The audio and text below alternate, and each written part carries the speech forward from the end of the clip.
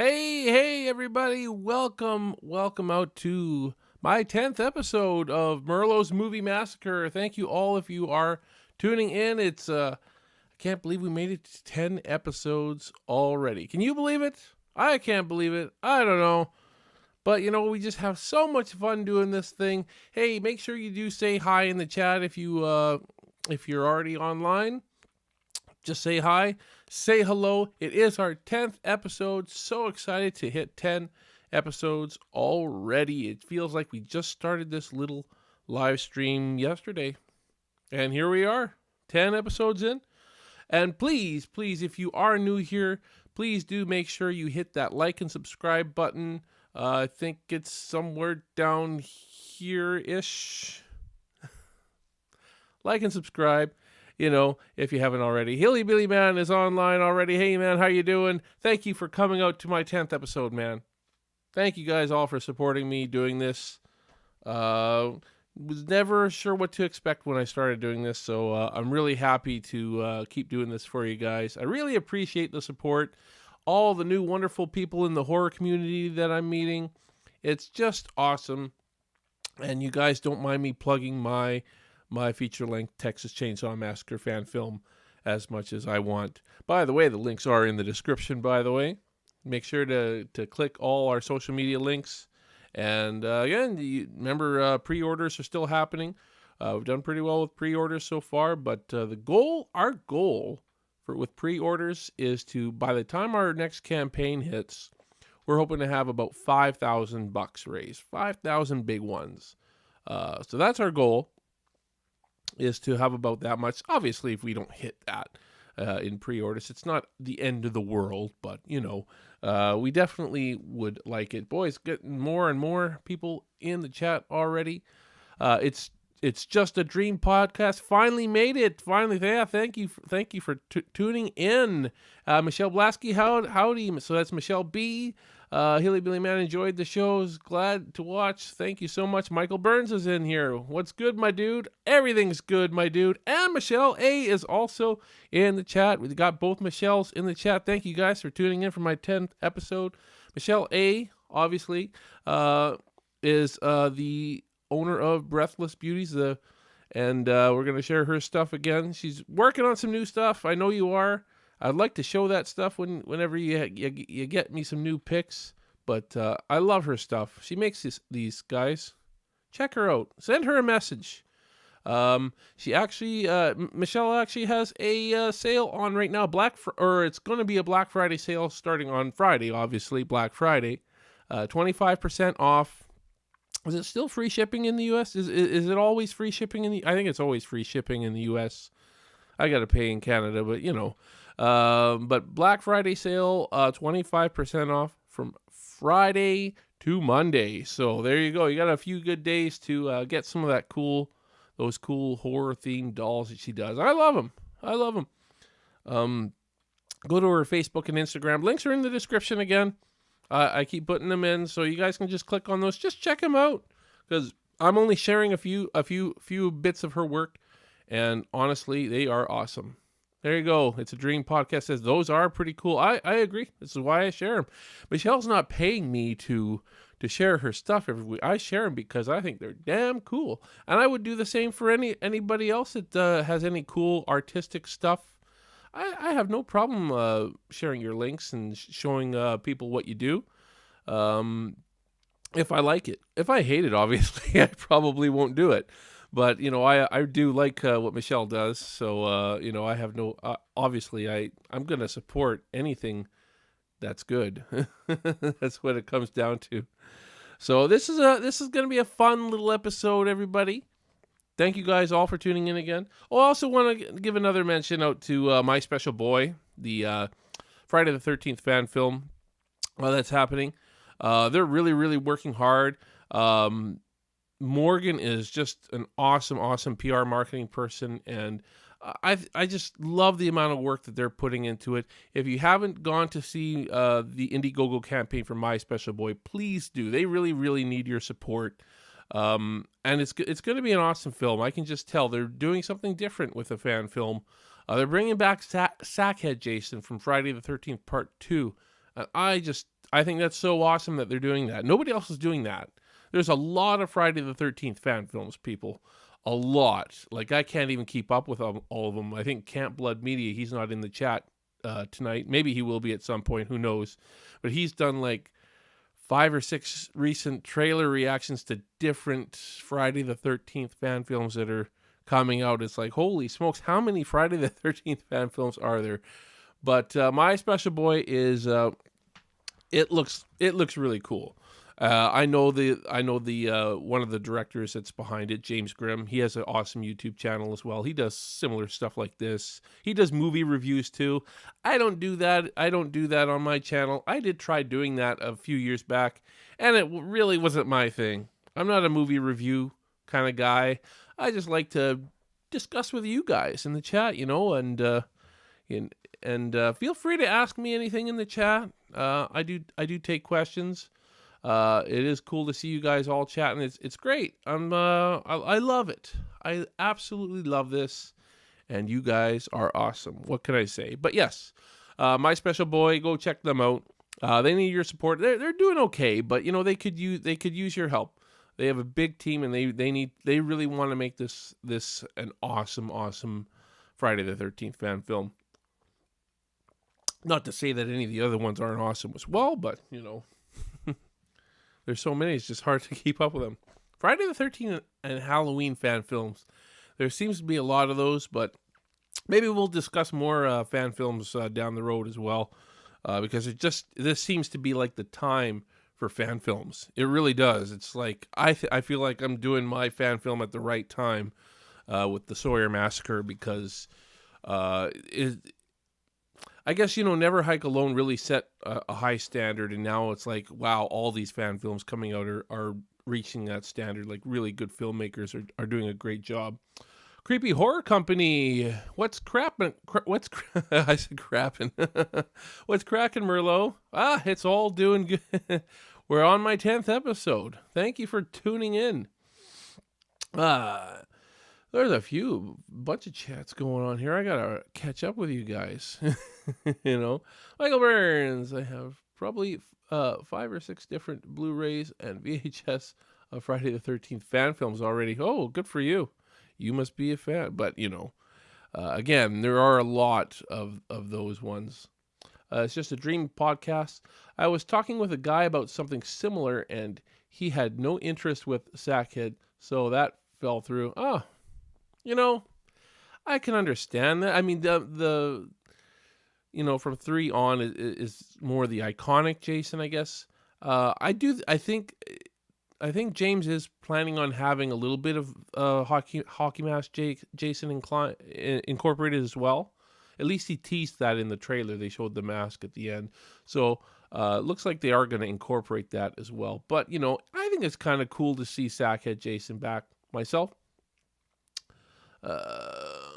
Michelle says, and even in the Friday the 13th films, except for part, which part, does not have Sackhead, part 2, in it. That's what caught my attention. I think I understand. I think I'm getting what you're saying there. Yeah, it's pretty cool. There you go. So a lot of highs from everybody. An LOL from Hilly Billy Man. Awesome. Aaron Poe is in the chat. Hey, it's been a while since we've had you in the chat. And Mandy is in the chat as well. Mandy Cantone. Thank you guys all for joining in here for my 10th episode. Thank you so much. So let's get into this now, guys. So I wanted to talk about this today because I've said briefly in a previous video when I did my, when I did my ranking of the Texas Chainsaw Massacre films. Maybe that was my first episode. I can't remember. It was like one of the early ones. It could have been the first or second episode when I did my ranking of the Texas Chainsaw Massacre films. Yeah, she meant 2. Sorry, Michelle meant 2. Yeah, I figured as much, but I wasn't sure. What was I saying? And I had mentioned some of the things in it that the way I thought about certain things in that film, and a few people have asked me questions of why do you think this and why do you think that, and I get that. So I wanted to be able to get into a little bit more detail about it, because, I do understand that this is one of the most popular films in the franchise. In fact, for a lot of you, probably a lot of you in the chat, even, it might be your favorite Texas Chainsaw Massacre film. So I just wanted to give you a more in-depth reason on what it was that I liked about it and didn't like about it, because I think it's easy to it's easy to not understand why. It is. And again, it's not about changing anybody's opinions. I'm not here to try to change any opinions on why I didn't care for it quite as much and all that kind of stuff. I just want you to understand my view, that's all, because at the end of the day, all of this is subjective. It really is. And it's just the way I felt when I was watching the film, and I didn't go into the film like some people may have, big fans of the original like I am, and have that expectation that it was going to be crap right off the bat. In fact, I was the exact opposite. I actually thought it was going to be better than the original, believe it or not. I thought I was going to like it more than the original. I really thought from the TV trailers I saw, that, and even the beginning of the film itself, that it was just going to be, it was going to set a new bar for horror. I totally thought that. Not lying, guys. Really, really thought that. And so I do have my reasons for everything. But you know what? I want to talk about some positives about the film first, because you know what? I don't hate it. It was like second on my ranking after the original. So just because of that, I there are some really positive things about the film. I do think that the negatives kind of outweigh them just a little bit, unfortunately. But and that's it's kind of too bad for me. But at the same time, there are some major positives to the remake. First, we got the opening of the film. Now that's a huge positive for me. Oh, we got a chat here from It's Just a Dream podcast. When I was younger, I preferred it to the original, but as I got older, I appreciated the original more. Thanks to a lot of the behind the scenes stuff. Oh, that's cool. Yeah, I can see that too, especially if you saw the remake first. I don't know if you did necessarily. It really brought the name and the series into the main. It did. It really did. So I can totally understand that. That would be my ranking as well. Original, and then 03, and then honestly, kind of everything after that is more or less unwatchable for me. I hate to admit it, and I'm a Texas Chainsaw Massacre guy, but when it comes down to it, I'm really an the original Texas Chainsaw Massacre, and the 03. I just feel like it had a lot of potential that didn't quite live up to. And that's okay. That's okay. Yeah. So, anyways, where was I going with it? The opening scene. I love the opening scene. It sets up a really, really scary movie, guys. To me, it does. It really set this up. It had my expectations going even further, that this was going to be the scariest movie of all time. And I really believed it. I was buying into the hype. I was buying more into the trailers I saw because of how creepy the original it was. And by the way, I will say this: John Larroquette's narration is better in the remake than it was in the original. I think I would say that, and it's mostly due to his voice. His voice was much more seasoned. It had a really good, deep, lowered tone, kind of like I'm starting to get now. My voice is getting lower and deeper as I get older. Believe it or not, I could sing, I'm a singer as well, guys, and I can sing like sopranos and stuff like that sometimes. Not so much anymore. When I was younger, though. Where was I going with it? But John Larroquette's narration, a lot of the creepy footage, some of the creepy imagery, it's just like this the house here in this black and white sort of old style looking thing. That kind of gritty look when you're getting that kind of a gritty look and feel to it, it was really just setting my expectations really, really high. Getting a few people chatting. Oh, I was a fan way before the remake. Oh, okay, that's good to know. Next Generation didn't help. Yeah, well, yeah, I get that. I totally get that. Haley Billy Man. Excuse me, guys. I remember seeing the remake in theaters. People left during the beginning and freaked out. Really? I mean, I thought the beginning was really freaky. Was it? But I mean, I was a hardcore horror guy. I mean, I could take anything, but I was like waiting for the really, really disturbing stuff to happen, and it never quite got there for me. Uh, all that time, there weren't. What does Michael Burns say? All that time, there weren't a ton of terrible remakes. Yeah, at that time, not at that time, there weren't a ton of terrible remakes. Sorry, guys, dyslexic. The Thing, Night of the Living Dead, The Fly, The Blob, The Ring. Remake didn't necessarily mean bad movie back then. Just remember the Psycho remake from 1999. But again, that's one. Yeah, you are right though. I mean, that's one example of a bad remake.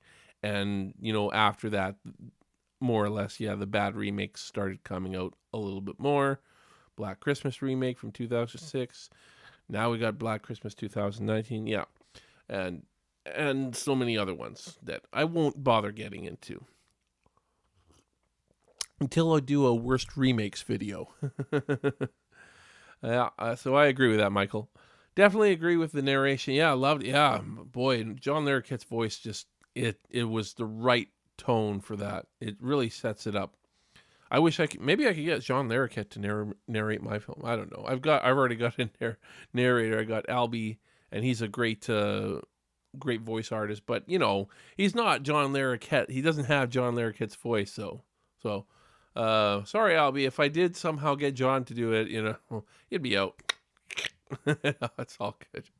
Anyways, where was I going with this? Michael Burns, with each rewatch, like it more, while liking TCM the beginning less. Yeah, you know what? I think I liked the beginning more when I first watched it and liked it less and less on rewatch. How did the trailer hype me up as well?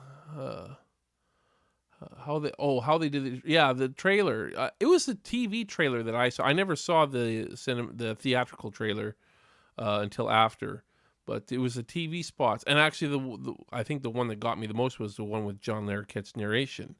And as soon as that narration hits, and you knew that was the Texas Chainsaw Massacre film, so that was great. The audience went apeshit with the trailer. That was a great trailer. There you go. Good trailers can do a lot, but they can also set you up for disappointment too, folks. They can. So, anyways, that was probably my biggest like about the film. That and Arlie Ermey's performance. I mean, he was great. As the sheriff, So there he is. I think it was actually this scene though that he actually frightened me the most. It was in the back of the van when he's interrogating the nerdy guy. Can't remember his name. He was great. He was actually more scary in this scene than Leatherface was throughout the entire film. And that's a positive and a negative at the same time, because honestly, Leatherface needs to be your scariest antagonist. Again, kind of going positive and negatives at the same time there. But yeah, it's definitely, to me, he was much more frightening than Leatherface. But again, he's really good. He's really, really good. And so you got to give Arlie Ermey that. And I also really, another thing early in the film was the girl that killed herself. She was really good, by the way. There weren't a lot of really good actors in this film, in my opinion. Like she was. The nerdy guy was okay. And the other the Hewitt family members, like the old lady, I can't remember her name, but the Leatherface's mother figure, I guess. The guy in the wheelchair with his legs cut off. Those guys were great. But this girl on the road, when they picked her up, I thought that was pretty creepy, actually. I really did. I thought that was that was a creepy moment, and her dialogue in the car when she's just before she kills herself. I felt it. I actually, because I was starting to lose interest in the film after I had met the main characters, and she kind of got my interest back into it. And unfortunately, she kills herself, and then you never, that's all you really get from that. But it was powerful. It was actually powerful, and that great shot, that great great shot of the camera coming through her head and everything. Oh, classic, right? I mean, that was one hell of a shot. But they had a budget, so I imagine pulling that shot off wasn't too hard. I don't know. It'd be hard for a guy like me to pull off a shot like that. But you never know. The right DOP might be able to make that kind of a shot work. You never know. I don't know. On a budget. Anyways, lots of chatters going on. Thank you guys for chatting. I hope I'm not ignoring you guys too much, but it's it's good to see you guys chatting lots. The camera sound effect, yeah, Michael Bird's talking about that camera sound effect. Amazing. Yeah. Still wasn't enough on this one. Yeah, I'm gonna use it a lot in mine in my film. Well, you guys, if you guys seen my trailer, if you guys have seen the trailer, you guys will know that I use that camera sound effect a lot in the trailer. To me, it goes hand in hand with Texas Chainsaw Massacre. You almost have to have that camera sound. What else we got in the chat here? Lots of people chatting. I heard in the prequel Arlie lost some teeth. Yeah, for real, eh? He actually lost them for real. That wasn't. I didn't know that. I could see that though. Yeah, when he got knocked out. Yeah, okay. Because that was sort of a precursor to him showing his teeth in the remake. But I wouldn't be surprised if they kept a couple extra out. Who knows? That girl is Chloe on Lucifer. Oh, she's on Lucifer on Netflix. Okay, that's cool. I'm one of my actors the actor that we cast as Drayton was on Lucifer. So there's a connection. That's cool to know that. Yeah, there you go. Also having the original, Danny Pearl was the original DP, and he did a great job. So I that was a good call. I honestly don't really have a lot of issues with the direction, the script of the remake. That's we'll get into that. I don't know. I heard different things about the script, so yeah, definitely sets the mood. You don't know what's going to happen afterward, even if you know the original. Yeah, I agree with that. I agree. Because it doesn't follow the I think as far as going away from the original, it did enough. It did go away from the original enough that it kept it similar to, similar enough, yet not copying it. Not like the Psycho remake did. There's a good hour and 15 minutes feature of the making of the Blu-ray. I'll have to check that out. There you go. It's interesting, Michelle Blasky. It's interesting how both films start out. In the remake, the characters start off having a good time. Yeah, but in the original, they start off uncomfortable. Yeah, it's which is one of the things I really love about the original, because it's such a realistic. The heat is just really, you feel it. You actually feel it yourself. I didn't really feel it. I mean, I'm sure the heat was there, but you almost don't feel it, even though they say, "Hey, any chance of getting AC?" Nope. And I don't know. Anyway, so those are more or less all the things I really liked. I like the cinematography, I like the family themselves, the Hewitt family, not the Sawyer family, but the Hewitt family. Whatever. I don't really, honestly, I don't like knowing their name at all. But to me, they should be nameless. Obviously, I didn't do that with my film. I called them the Sawyers, but I kind of. I'm doing it because it stands out. We don't really necessarily say Sawyer in our film, but this film is called The Sawyer Massacre. If it was up to me, I would just call our film The Texas Chainsaw Massacre 65 or something, because it takes place in 1965. I'm almost thinking of doing, well, I don't know. We can't rebrand at this point. But, Anyways, so now I got to get a little bit into the negative stuff here, guys, because, I think Michael Burns pointing out bad script always irks me because it doesn't cost anything to write a great script. Budget can't even be an excuse for that. Yeah. Now, I've heard a little bit about the script that was originally written for the remake. So you bring up a good point, Michael. I've seen like little documentary behind the scenes with the director, and he was trying to shape the script to make it work for him. Apparently the script was like 200 pages long, which is way too long for a Texas Chainsaw Massacre script. It's really it's way too long, guys. For a horror film, that's like a 3-hour movie. More than maybe, I don't know. When I heard that it was a 200-page script, I thought, whoa, are you kidding me?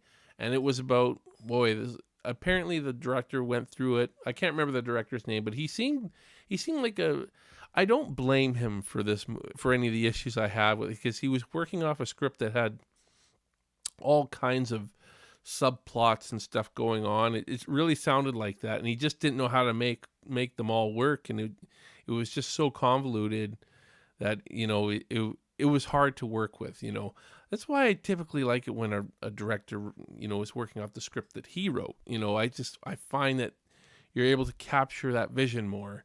But he did the best he could with the script he had in front of him, because apparently there was a lot of different subplots. I guess the big one that I think most people probably know about is the pregnancy that Jessica Biel was supposed to be pregnant, and it was supposed to be revealed somehow that she's pregnant, and I don't know, there was some big issue about, I don't know. It sounded like it was not going to be, it wouldn't have been good. Let's just say that. And I know the idea of Jessica Biel's character and the guy, again, sorry guys, I can't remember names. I don't remember the name of the actor or the character. Kemper is a character. Just came to me. Kemper, there was about getting married and getting the ring, and he actually added the shot of Leatherface picking up the ring after he killed him. And that's actually a nice touch, because it makes you feel a little bit more sorry for the character, even though I didn't like him much when he was alive. So again, I think that's a big problem with this film, is ultimately the script was just too much. It was too much. Tried to fit too much into a script. That just won't work for a Texas Chainsaw Massacre film. It won't. Simplicity is key, guys. Subplots everywhere. That's gonna mix it up. It's gonna get confusing. So, but I commend the director for his efforts. He did good with what he had. Other little thing. So here's some things that really bug me, and it kind of goes with the realistic part of it. I've had this debate with people before, and it's it's just at the end of the day, it's my opinion. So I don't. Kemper is Eric Balfour. Okay, I never watched Six Feet Under. I did watch 24 a little bit, but I don't remember him from that. I watched like 2 seasons of 24, so he was probably not in them. Anyways. Surprised they never made a sequel to the prequel. Well, they could have. There was some time in there. Hilly Billy Man says, I'm probably missing so many of your guys' chats. I'm sorry if I feel like I'm ignoring you. Try to read as much of them as I can. Yeah, that's double. That's at least double what the script should be. At least it could be. It could be 80 pages, and it would be a long enough script. Because you got to factor in like time for tension and everything, for building atmosphere, and I don't know. It was a long script. That's all I know. It's like, we got to cut this, we got to cut this, we got to cut this. There was a lot that the director had to cut at the end of the day. What did I miss? Continue from the remake would have been hard though with Leatherface. And And that's another one of my issues I got. And that it kind of goes with the stuff I was about to say. Leatherface getting his arm cut. Let's just go right to that, guys, because that did bother me. Especially that it took Jennifer Beals' character like 3 hacks with that meat cleaver to cut a big muscular guy's arm off. There's, it was like three or 4 hacks. I'm like, come on. There's just no way. There's absolutely no way. I could never, ever believe that. It was definitely one of the weak parts of the movie for me. And something similar was Leatherface cutting through the guy's leg with the chainsaw. It went through like that, like his leg was made of paper, because a chainsaw, even if it's a big badass chainsaw, it's still gonna cut through. It'd be like, it would at least be that, even if it's like one of the most powerful chainsaws. But this was like, and it was off. Like in one swift motion, it was off, and I just couldn't believe that. Stuff like that kind of bothers me. Another thing I didn't like was the hook scene. One of the YouTubers that I like him. I like his YouTube channel, but I disagree with him on that hook scene. That's Wolfman's Got Nards. I love his channel, but boy, do I ever disagree with him on this. I you know what? That's okay. I like his channel and I like his content. I just happen to disagree with him on the whole hook scene. He thinks the hook scene is much more realistic in the remake than it was, in the original. And that's okay. That's okay. And you know what? He's not necessarily wrong. It's just what he feels. And I just happen to really disagree with him. And I'll tell you my issues with that hook scene in the remake. Sticking the guy with one leg at this point onto the meat hook. First off, he probably would have bled to death by that point already, because it seemed like it came across like he was at least down there for at least a good 10 minutes, just kind of, and he would have, I don't know, he would have bled out first of all. Then there's his acting performance. The guy's acting performance, a lot of the acting overall was kind of miss for me. A lot of it, like him. Jessica Biel, I'm sorry guys, I don't understand the love that Jessica Biel gets. I know she's good to look at, whatever. She's not even that attractive to me. She's all right looking, but her acting is not very good. The other female actor in there wasn't very good too. She just kind of screamed a lot. Didn't really do much. I didn't see much acting out of her. She just screamed, and the screaming was okay, but it was a little over the top sometimes too. But yeah, back to that hook scene. I think what bothered me the most about that hook scene is that Leatherface picks him up and holds him in midair long enough for the guy to look over. Camera does a focus pull, looking over at the other hook that's beside him. Camera does this slow focus pull for at least a good, it's at least a good 5 seconds. But all this time, Leatherface is just holding him there for God knows what. And then finally puts him on the hook. It just seemed over dramatized. A lot of stuff in this film to me was over dramatized. It was just overly dramatic. Yes, I get it. You want to get a nice focus pull, but you don't. At what cost, though? To me, it took me out of the film. It's the kind of thing that takes me out of the film. Like, why is Leatherface just holding him there in midair? Now, some people don't see that, and that's fine. It's just one of those things that gets to me, I guess. And that's okay. But that's probably my biggest problem with that scene is like, why would Leatherface just hold him in there right in front of the hook without dropping him on the hook hold him there for 5 seconds? Whereas in the original, he takes her, he picks her up, bang, right on the hook, just like you would. Because it doesn't make sense to hold somebody. It would make more sense to hold the girl from the original up in the air because she's light as a feather. But this dude was actually fairly big size. I mean, I guess he's missing part of his leg, but still, He's not gonna. He was a bigger dude. I don't think he was massive, but he's big enough that he would be heavy. It doesn't make sense. Why would Leatherface just hold him in midair? So I don't find it very realistic. I don't find that very realistic. But it's okay. It's okay if you like it. At the same time, I get it. It's I get why they did it. I don't think they needed to do that. All for a great focus pull on a meat hook. It was a good focus pull, but at the end of the day, cinematography over realism is not gonna do too well for me. Maybe with some editing that could have been better. I don't know. Maybe it was an editing thing, but I doubt it.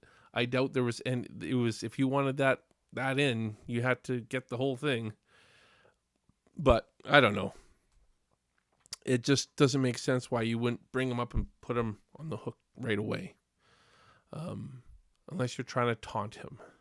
And didn't really feel like he was trying to taunt him to me. But, that's my, it's just my opinion. This is my thoughts on it. All of this is my thoughts, guys. You don't have to agree with me, but I'm sharing my thoughts. I'm just getting into it a little deeper because, a few of you, I don't know if it's necessarily anybody that's on the chat right now, a few people have messaged me saying, hey, I don't get why you think this, and that's one of them. That I don't get why you don't like the meat hook scene, And so I want to at least explain my reasoning. That's my reasoning.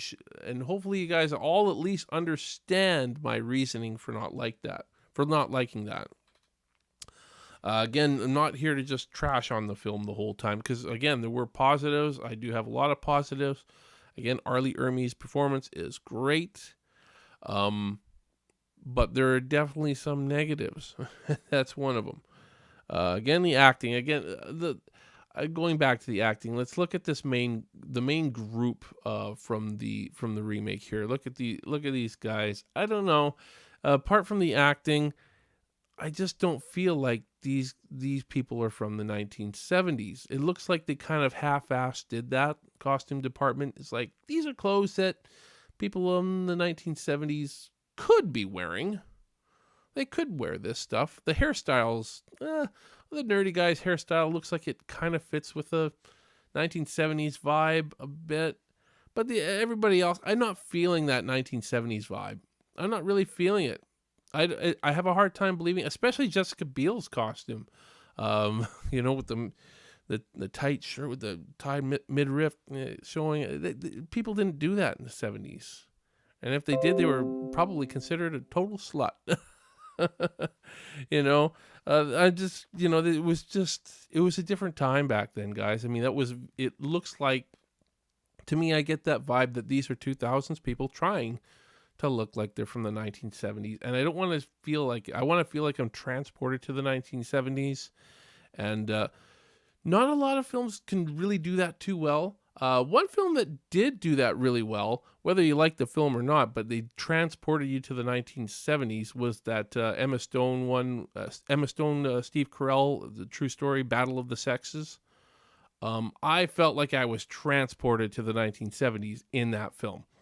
So that's what I'm talking about. You look at those two films next to each other, and which one of these is from the 70s, and it's night and day to me, guys. So costume design, I'm not a big fan of the costume design in this film overall. Some of it works, but a lot of those younger people's looks don't work for me.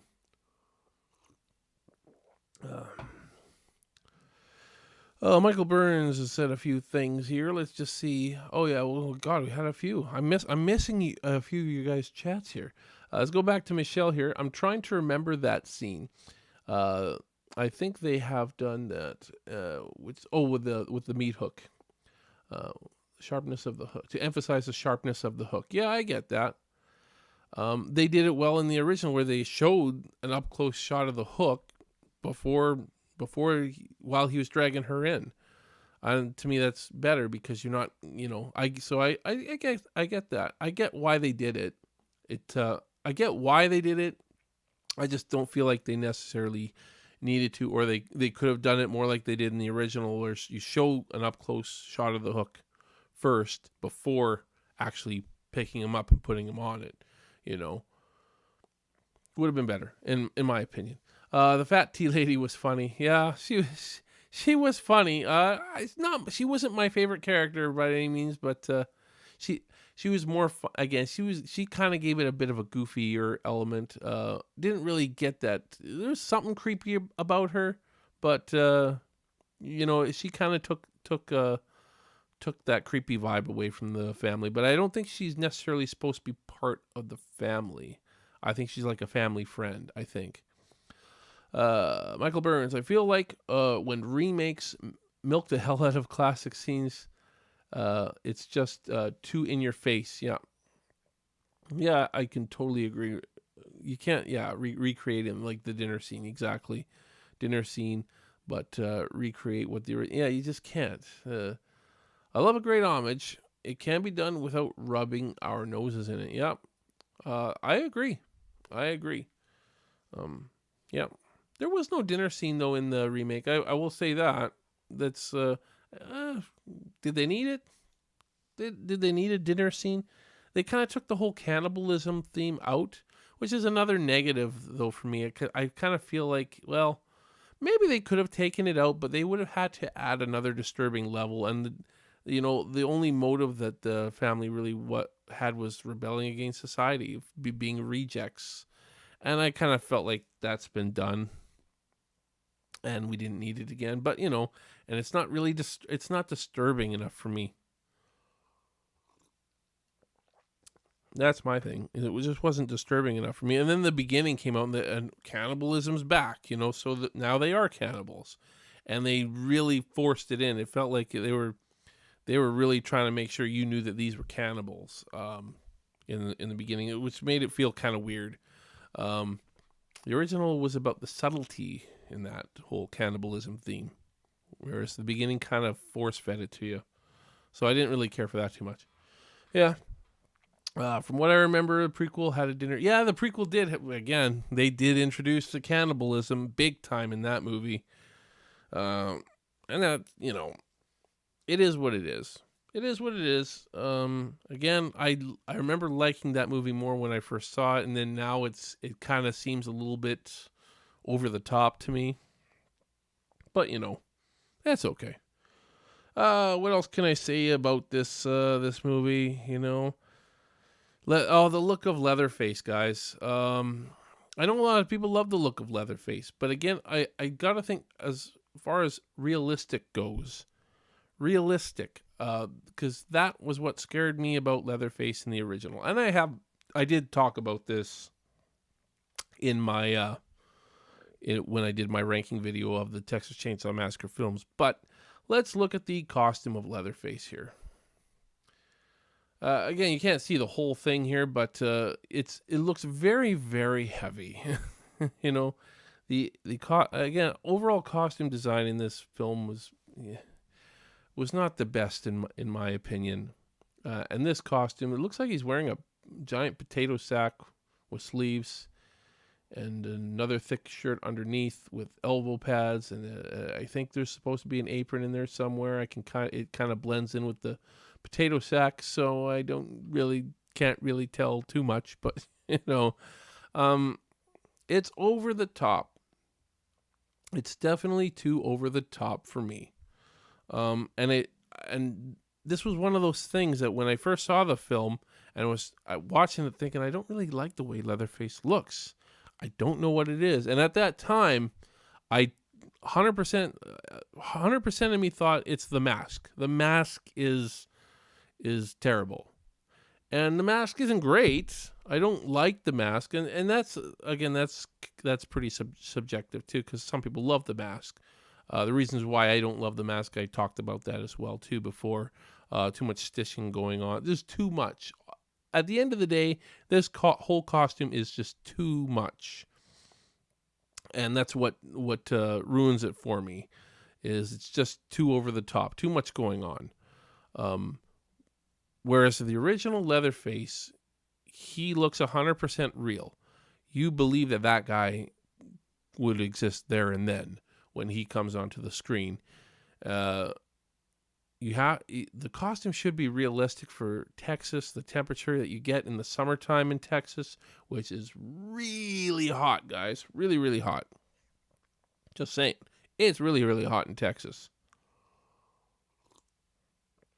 So, I mean, and actually, I think I pointed this out too on that previous episode, that the original actor that was cast as Leatherface had to leave because of heat stroke, because it was just so hot in that costume, and it's just not realistic. You just can't. I can't believe that Leatherface would wear clothes like that.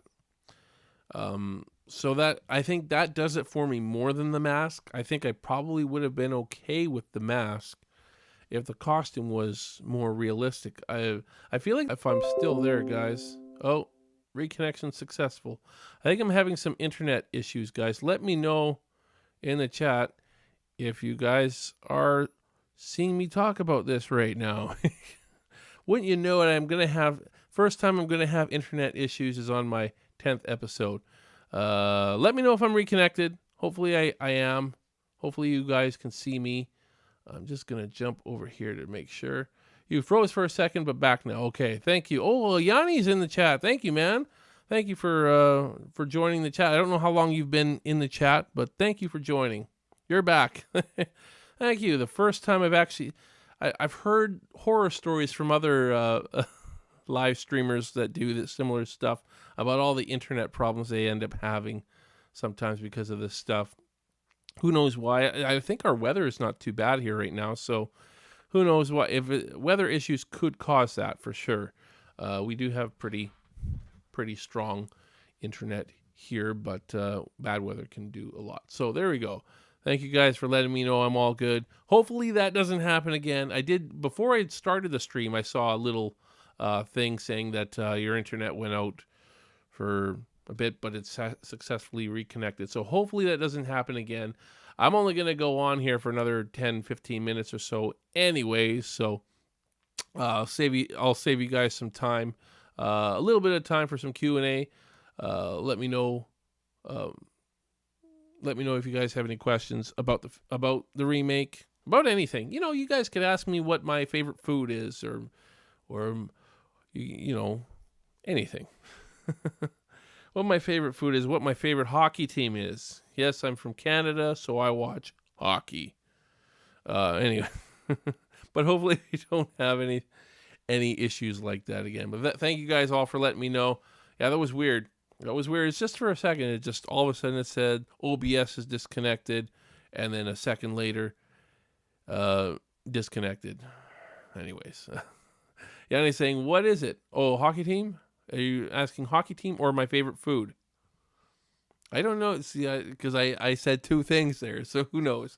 Let's go Bruins. Oh, those fighting words for me, because that was the last team that my team faced in the Stanley Cup final in 2011 and lost. So you probably know which team it is now. I'm in Western Canada, guys, so I cheer for the losing team every year, pretty much.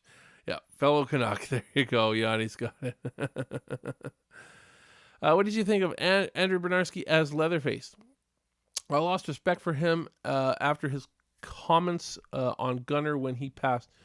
I didn't see his comments. I did hear some things about comments from him, whatever. But I didn't actually see what his comments were. Him as Leatherface,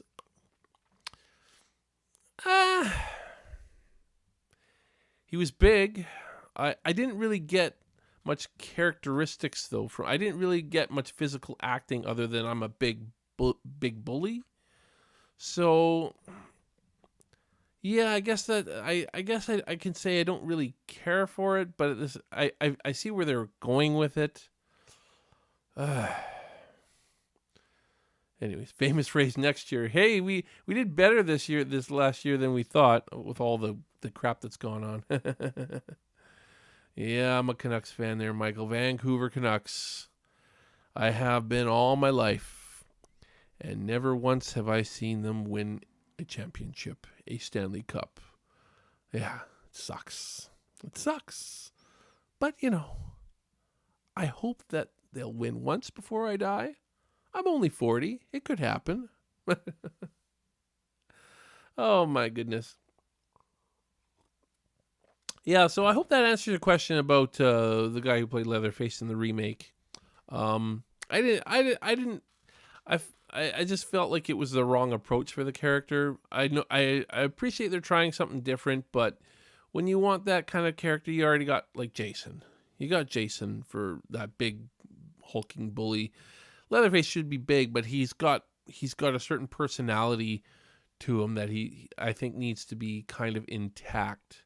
And if you portray Leatherface kind of like I'm a big mean bully and I'm just gonna bully you, which is kind of how it felt. Maybe he didn't mean to do it like that, but that's what it felt like to me. It's just like I'm way bigger than you and I'm gonna mess you up. But I get it. But yeah, it wasn't really for me at the end of the day. What can I say? I can see why people like it though, because again, you got to remember what was coming before it, as far as the previous films, other than the original. The last one before that one was the Next Generation, where Leatherface was just so off the wall, off the rails, goofy and annoying. So it was probably the right call for them to go with somebody like that for Leatherface. Really go a totally very, very different direction than they went, to bring some sort of gravity back to the character, bring some sort of scariness back to him, I guess you could say. Take away all the goofiness, which is another positive at the end of the day with the film, is that it wasn't goofy. Because some of, Texas Chainsaw Massacre 2 and Next Generation, those two are really kind of goofy. I don't think Texas Chainsaw Massacre 3 really is, but even that still has its goofy moments. I don't know. Yeah, I don't know. I think it was a smart call for them to go that route, but at the end of the day, it didn't feel right to me. It didn't feel like the Leatherface I really wanted to have. Hey, there's Can't Blood Media. We were talking about you earlier about how you've done like 5 different trailer reactions for Friday the 13th fan films. I'm not really counting though, because there's so many great Friday the 13th fan films. But thanks for joining the chat, man. It's awesome, Josh. And Josh, you are Canadian too, if I'm not mistaken, right? I think he's from the East Coast though. I'm Western Canada. Yes, best in the West. But yeah, I love his channel. Go check out. He does a bunch of trailer reactions on his channel. I know you do other stuff too, but I think I know you more for those trailer reactions. He did a trailer reaction for the Sawyer Massacre. So thank you so much, Josh, for doing that. Camp Blood Media. Go like and subscribe his channel if you want, if you can. I have, because these, it's we all support each other here. I support all you guys. I'll subscribe to all your channels if you send me them. For whatever reason, I can't actually click on your chat link and go to your channel. For whatever reason, I don't know why it does that. Yep, I live in Canada. Yeah, whereabouts in Canada are you from there, Josh? Is it like Nova Scotia or Newfoundland or something like that? It's pretty eastern, if I'm not mistaken. Or I could be mistaking you for somebody else. Jason Nike is also Canadian. I think he's Toronto area. I think. Anyways, getting off topic here. But yeah, that's my feelings on that actor playing Leatherface. And again, I understand it. I just I didn't really feel it. Oh, I was away. I had to film some reactions, and there's so many great movies. Halifax. There you go. He lives in Halifax. So yes, you are way on the East Coast. More reactions to good for you. You know what though, Josh? That's so awesome that you are doing that. All these great fan films. Josh is a great supporter of the fan films. I gotta say, man, and I think that's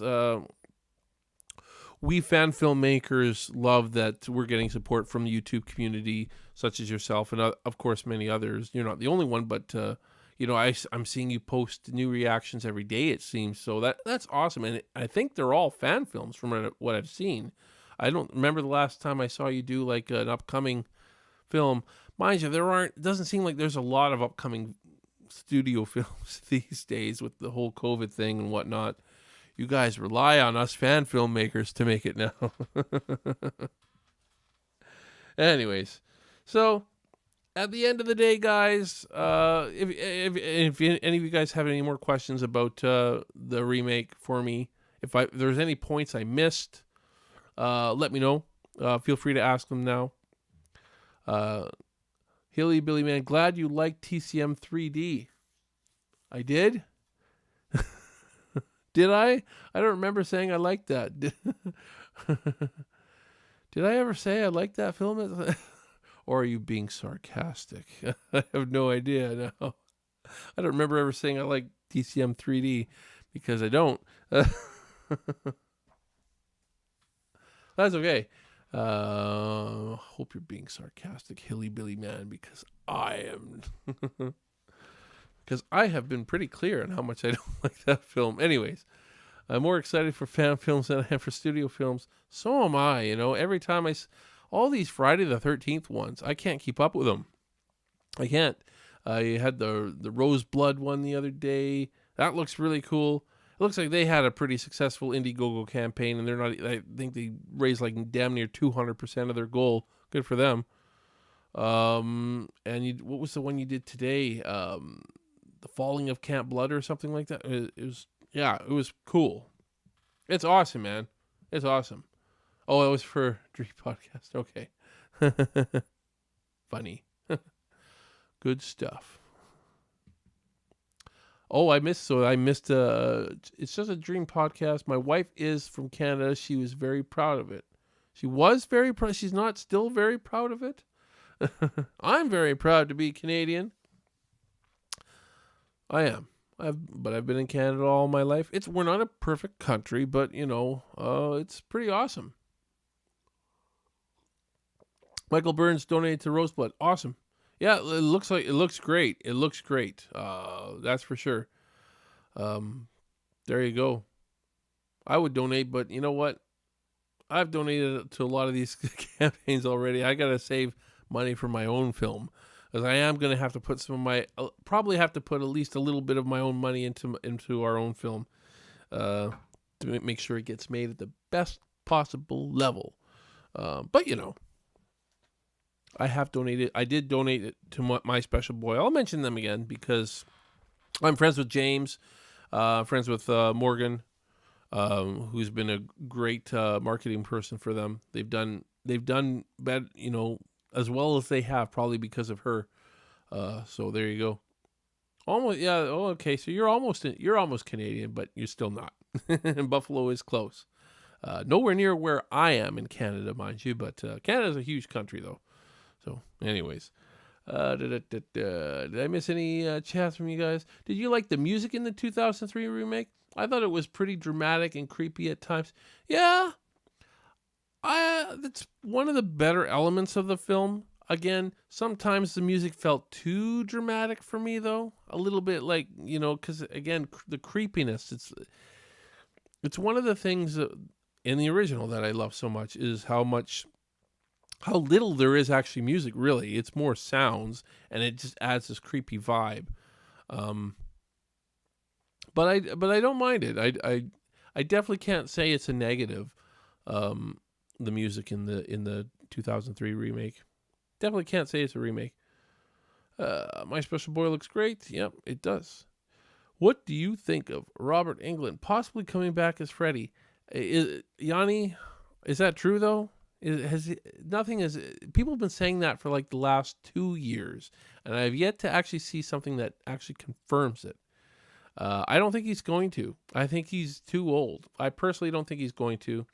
I think he's done with the character. He's done everything he could with the character, which is kind of too bad because Freddy versus Jason is the last film that he was played Freddy, and that to have that as your swan song as a character is kind of too bad because I mean I personally hated the film, but maybe some of you guys I know it has its fan base, but I'm not a fan of those combining universes guys. So I think that's a personal preference thing. But what else we got? I'd love to see him back as Freddy. I would too. I just don't think it'll happen. I'd like to see it happen. I just don't think it will. I don't know. They need to bring back Warwick Davis's Leprechaun too. Yeah. How many films did Warwick Davis actually play? Was it just the first, or did he play in Leprechaun? I've only seen the first one, so I don't know. Yanni, born and raised Canuck, now living in Boise, Idaho. Yes, it's been 5 years, eh? Yanni, who's in the chat, was in my first Texas Chainsaw Massacre fan film that I made 8 years ago now. That was, 7+ years ago. We made that film. And, it was my first film. We'll just leave it at that. Yanni was great, though. Yanni was great. I got to see if I can find that, the link to that and post it in YouTube somewhere. As you know what? I'm not ashamed of the film. It is not great, but I am not ashamed of it. I like to watch it from time to time and just get a good kick out of it. But anyways, there you go. Anyways, Michael Burns says soundtrack score in the original is it is one of a kind because it's so different. It's very different than most films, and it's I don't know. It sets a tone. It sets a tone. Yeah. I mean, with our film, I don't think we're not gonna use that soundtrack from the original. But I'm definitely going to be influenced. I'm going to do the music myself, actually, for our film. Plus, I have another composer that generously gave me a piece of music that he wanted. He was just wanted to have his name in the film, and I said I'll listen to it. I listened to it, and there's a good portion of it I can actually use that to me fits. So I was, I respect fellow composers, and he did a good job. So I think I can find a spot for his bit of music. Anyways, moving on. He played in 6 of them. We're talking about Freddy, I take it. Yeah, Hilly Billy Man. Freddy versus Jason was pretty bad, but I did like the fight scenes. Yeah, that's cool. But overall as a film, it's just not, yeah. He played in 6 of them. Wasn't it 7, though? Isn't there 6 Nightmare on Elm Street films and then Freddy versus Jason? I think so. Anyways, I thought Robert Englund declined because of his age. Yeah, that was my feelings. Robert Englund is 73 now. Oh. I mean, it's a lot of makeup. If it wasn't going to be a physical role, I think he could do it. But how could you not have a physical Jason or Freddy? Sorry, getting mixed up between the two biggies, I guess they call them the two. I don't know. I guess the big 3 is Freddy, Jason, and Michael. Yeah. There you go. Anyways. 6 Leprechaun. Oh, 6 Leprechaun movies with Warwick Davis. He was in that many? I've only seen the first one. I got to get on some of these. I keep hearing good things about the second one, so I got to go check it out. I know there's a fan. I think it was a fan film made recently. I know Warwick Davis didn't play him in that. I mean, it'd be big bucks to get Warwick Davis. I mean, he's still doing Star Wars movies, so there you go. Got me goblet tonight, folks. I love it. Anyways, we'll just go on for a few more minutes. If you guys have any more questions regarding my thoughts, I hope I answered all the questions I was getting from people. I hope I was able to give my thoughts in a reasonable way without, because again, I don't hate the film. It's one of those films I come back to every once in a while just to see if I'm going to see something more in it that I'll like more, that'll, get it a little bit higher for me. But, right now it sits at about a 5 out of 10 for me, which is, not very good. and you know, it's. I wish I could say I love it, but I don't. But you know, I don't hate it, but I felt there was so much potential in the movie. I did. I really did. So much potential. Um, the movie is ultimately a letdown from what the beginning of the film sets it up to be. Yeah, I was expecting something really, really disturbing, really, really grotesque, gritty. You know, something. Again, you know, that's just my opinion though. And there you go. Camp Blood Media. It's his favorite chainsaw. That's cool. You know, it's not quite there for me.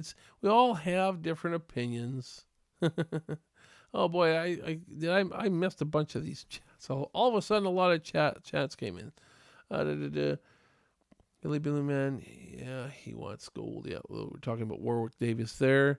I'm surprised there are no Scream fan films. Apparently somebody tried to make one. Somebody did a Indiegogo campaign for one, and it raised like $500 or something. So he had to scrap it. I don't know. Maybe there's just not a lot of buzz for Scream fan because they're still making new ones. Scream 5 is coming out. Yeah. But you know what? I raised 10 times more than what that guy did, and they're still making Texas Chainsaw Massacre films. So I don't know what it is. I don't know why the Scream fan films aren't working out so well. I'll be honest. I've never been a massive Scream fan myself. I don't mind them, but yeah, the first one was, you know, it had that shock value for it, you know, which was cool, I guess. Anytime you can shock an audience with what you do, I think that's why it makes for a good film. But whether they can last an entire series, well, I guess we're getting Scream 5. I don't know. There's enough love for it, that's for sure. Excited for the new Scream. Nev Campbell has been confirmed for it. Oh, she has, eh? I heard that there was a lot of talk that she was most likely, but I didn't realize she had actually been totally confirmed for it. So there you go. Oh, there you go. Oh, nice. I didn't know she'd be back too. There you go. Yeah. So there you go. I think that pretty much covers it. Hey, guys. Thank you guys all for tuning in again for me. Please make sure you hit that like button and subscribe button down here somewhere there. You know, hit that like, subscribe, you know, and we'll see you next time. I won't be doing a show next week. I probably won't be doing a show for over a week because my family and I are going on vacation. Yes, we are. We're going on vacation while our landlord fixes our bathroom. So isn't that lovely? It was almost kind of a forced vacation, but, you know, we need a bit of vacation. And hopefully COVID authorities won't turn us back. We're not crossing the border or nothing, though, but they did crack down on things here a little bit. So hopefully our vacation goes okay.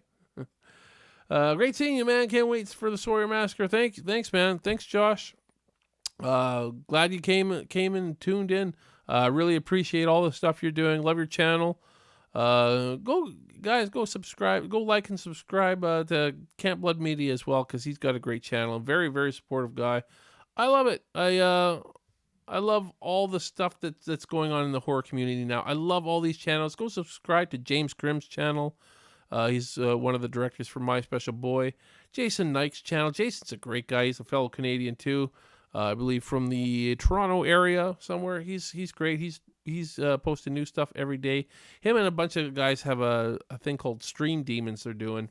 Looks pretty awesome. So all kinds of cool horror stuff coming on there. They had a Rocky watch party, but right before my stream. So I tuned into that a little bit. It's cool. I love Rocky. Not horror related, but whatever. Right? Not everything has to be horror related. We're all movie lovers here at the end of the day. Michelle says, have a great vacation. Thank you, Michelle. Thank you, Michelle. And remember, Michelle has her sale, 25% off of her Breathless Beauties for Black Friday sale. Again, we'll show just a couple of these real quick. Yeah, Michelle, Breathless Beauties. Links are in the description, folks. Go support her. Go check, send her a message. Just see what her prices are like. free shipping in the U.S., and 25% off Friday to Monday. Thank you, Michelle, for tuning in. Thank you, everybody, for tuning in. Quarantined here. I'm not sure where you are, Mandy, but yeah, have a great vacation with the family. Thanks, guys. Thank you guys all so much. You guys have been awesome. I couldn't have made it to 10 episodes without you guys. Thank you guys. My chat's getting bigger. I feel bad sometimes because I can't read it, can't get to everybody's chat, but I guess I don't necessarily have to read everybody's chat. As long as I read your chat at least once or twice or something like that, right? That's good enough, right? But I do love all you guys, so thank you guys for all the support. I really appreciate it. And probably won't have one next week. There's a chance, a small chance I could squeeze one in on Friday again, like I did last week. Had 2 last week, Tuesday and Friday. Small chance, but again, it's hard to say because we're going to be pretty busy getting ready for our trip. That I doubt that I'll get one in. So I'll send you guys all a message saying yay or nay, but probably not. But you never know. We'll see. So thank you guys all so much. Like and subscribe. Check out all the Sawyer Massacre Facebook page, Instagram, all that stuff. Instagram, Twitter. If you're not following me already, I'm sure you are. You know, maybe not, but who knows? If you aren't, do it. Do it. You know you want to. Do it now. That's my Arnie impression. On that note, on my Arnie impression, who is your daddy and what does he do? We'll say good night. Good night, everybody.